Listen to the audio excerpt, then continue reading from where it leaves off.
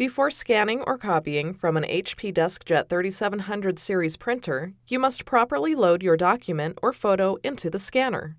First, power on the printer. If making a copy, load the type of paper you want to print on into the input tray. Load the photo or document you want to scan or copy into the scanner, print side up. Make sure the edge of the document or photo is straight and flush against the paper guide on the right side of the scanner. The printer pulls the document or photo partially into the scanner and the scan light brightens. If the scanner is not pulling in the document or photo, remove it from the scanner and reload it, holding it from a different location and loading it with a slightly different angle. With your document or photo properly loaded, scan from your computer with HP or third-party scanning software.